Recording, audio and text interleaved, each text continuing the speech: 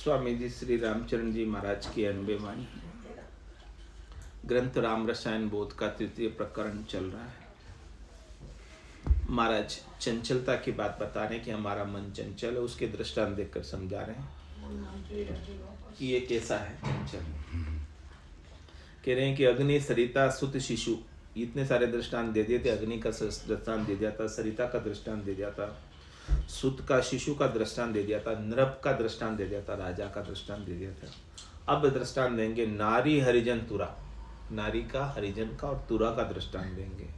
इसके बाद देंगे गज, रवि, वारा, गोहिरा, अति चंचलेता, बुरा। ये सब चंचल होते हैं तो बहुत बुरे होते हैं। तो आज हमारा दृष्टांत दे रहे नारी का। कोई नारी हो तो बुरा मत मानना।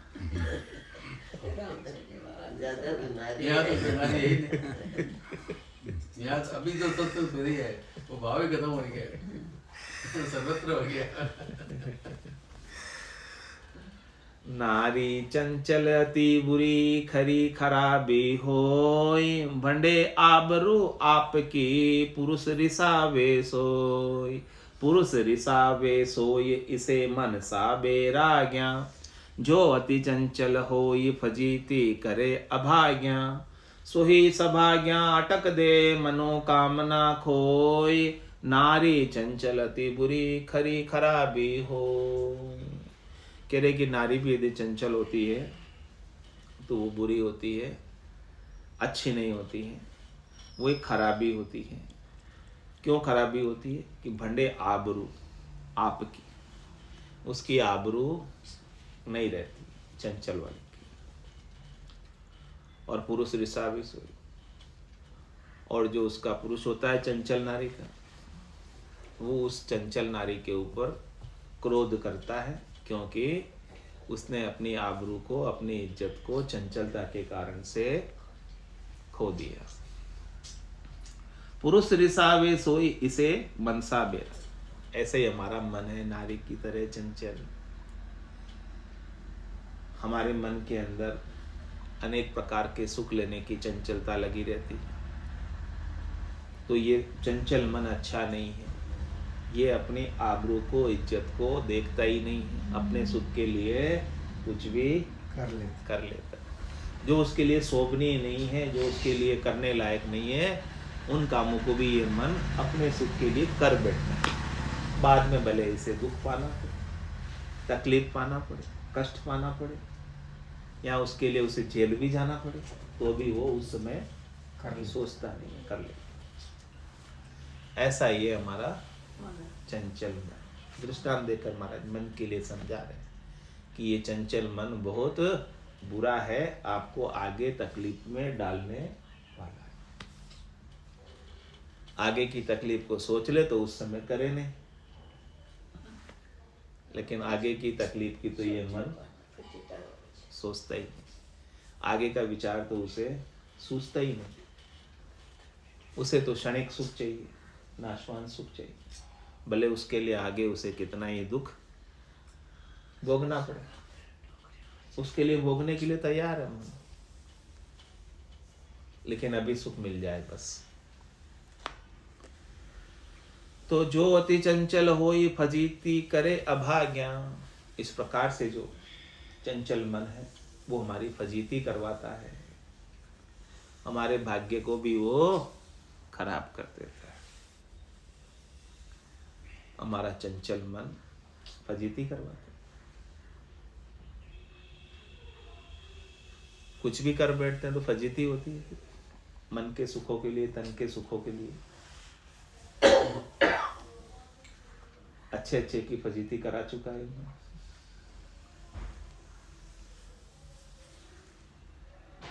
होई सभाग्या अटक दे, मनोकामना खोई। महाराज कह रहे भाग्यशाली को, वही भाग्यशाली है जो अपने मन को अटका दे। कहाँ अटका दे? संतों के ज्ञान में, राम जी के नाम के सुमरन में। और बाकी जितनी भी मन की कामना है उन सबको नमस्कार कर दे कि हमें कुछ नहीं चाहिए, मिटा दे। तो तो फिर उसकी फजीती नहीं होगी, फिर उसे दुख नहीं पाना पड़ेगा, फिर उसे कष्ट नहीं उठाना पड़ेगा, फिर उसके ऊपर कर्म नहीं बंधेंगे। तो नारी चंचल अति बुरी खरी खराबी होय। अब महाराज आगे हरिजन की बात बता रहे हैं, भक्ति करने वाले जनों का दृष्टांत देकर समझा रहे हैं। हरिजन चंचल कहाँ महाधीरज धर्म धार्या, समताशील संतोष मोक्ष पद आप विचार्या, सब विदित रिपत संत अचल पद चंचल नाही, अडिग अमूरत राम आप सुमिरे मन माही, जे कदापि चंचल हुए तो जनपद रहे न कोय, राम चरण ने चल सदा साधु सुखमय सोय। साधु की बात बता रहे हैं, साधना करने वाले भक्ति करने वाले जनों की बात बता रहे हैं, वैरागी की बात बता रहे हैं, त्यागी की बात बता रहे हैं, संतों की बात बता रहे हैं कि हरिजन चंचल कहाँ, महाधीरज धर्मधारे। हरिजन ने तो, भक्ति करने वाले जन ने तो महाधीरज, धीरज ही नहीं महाधीरज का धर्म धारण किया है।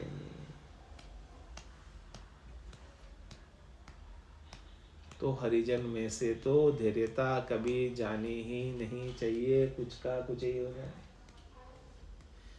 यानी भक्ति करने वाले जनों में धैर्यता हमेशा बनी रहनी चाहिए। डबल परकोटा लगा रखा है, आनी नहीं चाहिए। राम राम करने वालों में हमेशा धैर्यता। हाँ, शिष पूछे 100 बार झलक ऊनो नहीं होवे। कोई अज्ञानी शिष्य भी आ जाए ना और वो प्रश्न पे प्रश्न, प्रश्न पे प्रश्न की जड़ी भी लगा दे, कितनी बार समझाए फिर ही नहीं समझे, फिर क्या करे, फिर तो गर्म हो जाते हैं। सर आप जैसे रहेंगे तो नहीं होंगे गर्म, आप कह रहे शिष्य पूछे 100 बार झलक ऊनो नहीं हो, थोड़ा सा भी गर्म नहीं है, बोले 100 बार एक ही बात पूछ रहा हूँ। हम तो हो जाते हैं, एक ही बात को कोई दूसरी बार पूछ ले तो ही हो जाते हैं। तूने पहले बता दिया ना, वापस क्यों पूछ रहा? समझ नहीं आती क्या? ऐसे करता ना हमको। लेकिन क्या कह रहे हैं हरिजन, भक्ति करने वाले जन, शिष्य पूछे 100 बार, शिष्य तो 100 बार पूछेगा, उसकी समझ नहीं आवे तो। लेकिन जनक झलक उन्होंने थोड़ा भी वो गर्म नहीं। ऐसी धीरज, ऐसी महाधीरज, महाधीरज धर्म धार्या। महाधैर्यता का धर्म भक्ति करने वाले जनों में आ जाता है।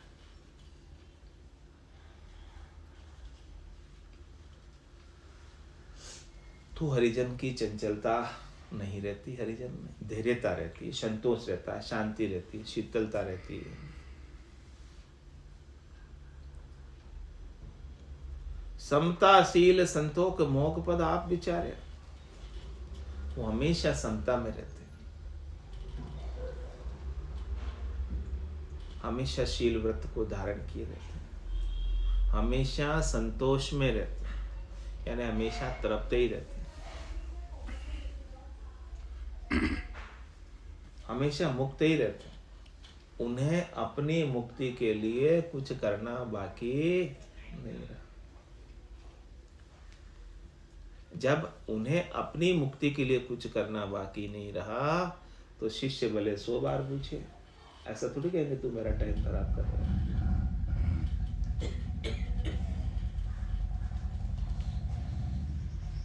टाइम खराब करना तो उसके लिए होता है कि कुछ करना हो, हमें कार्य इंपॉर्टेंट, और दूसरा आपको करने नहीं देवे, बार बार पूछ पूछ के बीच में डिस्टर्ब करे। कुछ करना हो,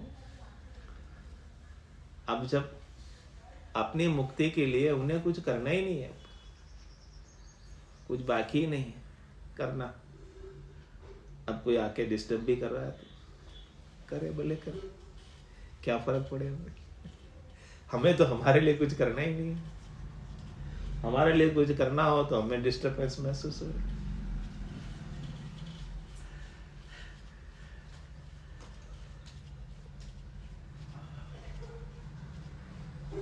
समता शील संतोष मोक्ष पद आप ही। वो तो हमेशा मुक्त पद में ही रहते हैं, परम मोक्ष में ही रहते हैं, परम आनंद में ही रहते हैं, परम शांति में ही रहते हैं, परम विश्राम में ही रहते हैं। उनको अब करने के लिए उनके पास कुछ बचा ही नहीं। सहज रहते हैं, सरल रहते हैं, उनकी कोई आपाधापी नहीं, उनकी कोई भागा दौड़ी नहीं। अब दौड़ के उन्हें कहाँ जाना है जो दौड़ेंगे? क्या करना है उन्हें? सब कुछ तो प्राप्त कर लिए। जिसने ऐसे ब्रह्म पद को प्राप्त कर लिया उसके लिए क्या बाकी रहा प्राप्त करना? जिसके लिए वो दौड़ लगाए, जिसके लिए आपाधापी करे, जिसके लिए भागा दौड़ी करे, जिसके लिए माथाफोड़ी करे, जिसके लिए तेरी मेरी करे, तो निष्पक्ष हो जाते हैं, सबसे निरपक्ष हो जाते हैं।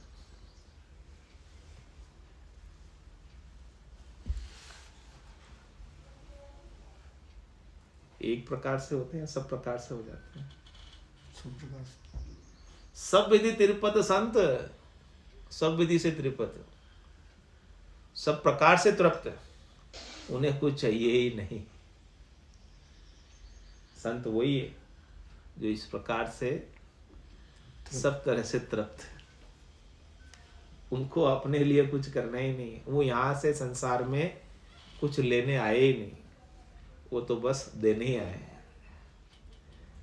क्या देने आए? ज्ञान देने आए, आनंद देने आए। जो ज्ञान उन्हें मिला है वो तो उस ज्ञान को आगे से आगे बांटना चाहते हैं, लेना कुछ नहीं चाहते। लेने के लिए उनके पास कोई है ही नहीं, कोई चीज, कोई आशा ही नहीं उनकी। तृप्ति, आशा त्याग करता रहिए। ज्ञान देकर भी उन्हें कोई आशा नहीं है।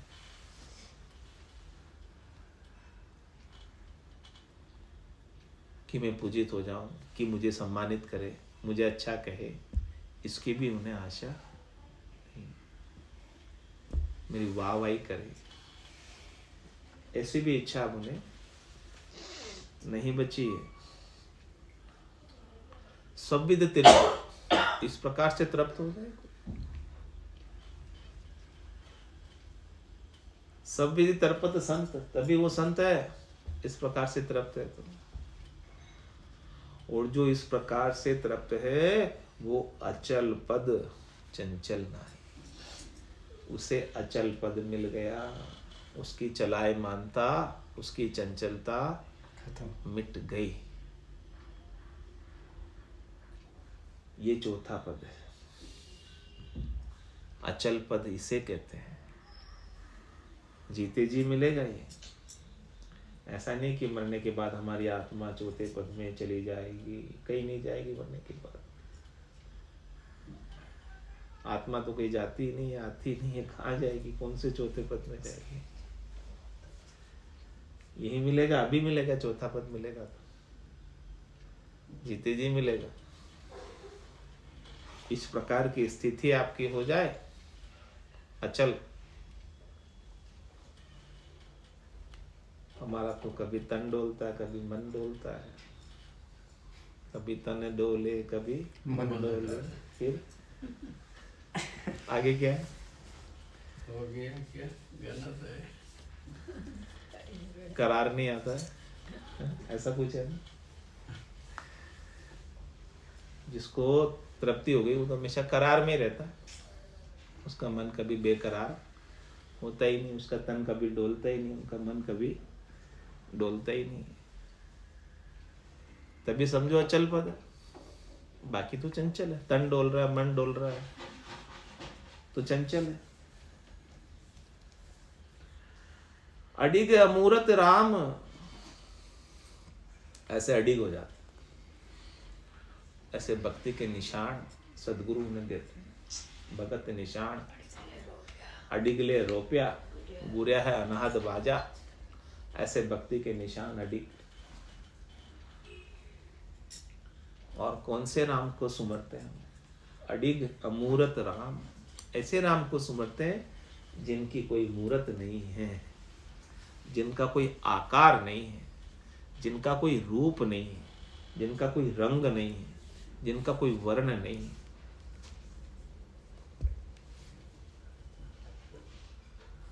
जिनकी कोई देह नहीं, जो कभी देह धर कर आए ही नहीं, ऐसे अजराम, अजन्मे राम। अजराम मतलब अजन्मे राम, अडिग अमूरत राम। जिसने ऐसे अमूरत राम को पा लिया, जो ऐसे अमूरत राम में मिल गया, जिसने अपने अमूरत स्वरूप को पा लिया, वो ही अडिग हुआ है। बाकी मूरत तो, रूप तो डिगता रहता है, कभी होता है कभी नहीं होता, ऐसा मतलब डिगता है। जो अमूरत है वही अडिग हो सकता। मूरत रूप कभी भी अडिग नहीं होता है। किसी का भी अडिग रहा हो तो बता दो, मेरे सामने ले आओ, जिसका रूप अभी तक हो अनादि काल आपने से। मूर्त की धारणा कर ली, मूर्त की धारणा कर ली, फिर अडिग कैसे हुआ?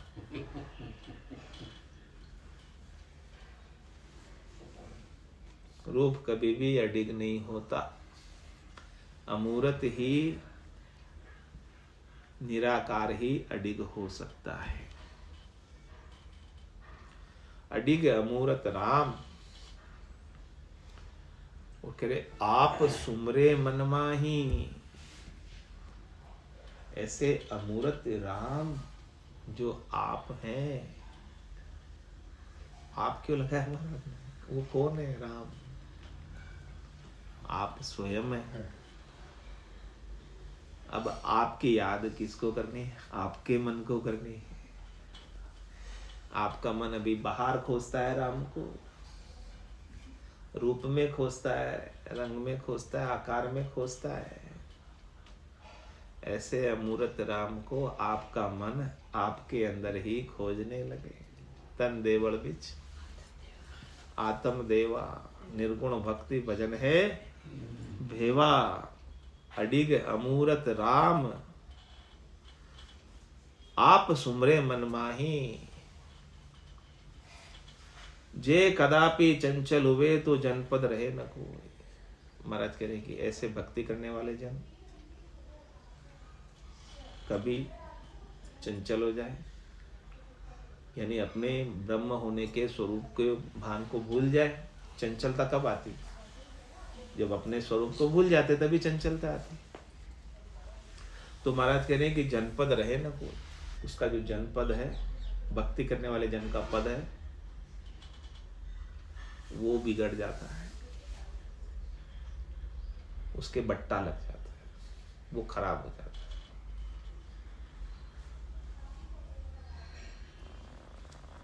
तो अपने को कौन से पद को पाना है? ऐसे भक्ति करने वाले जन के पद को पाना है।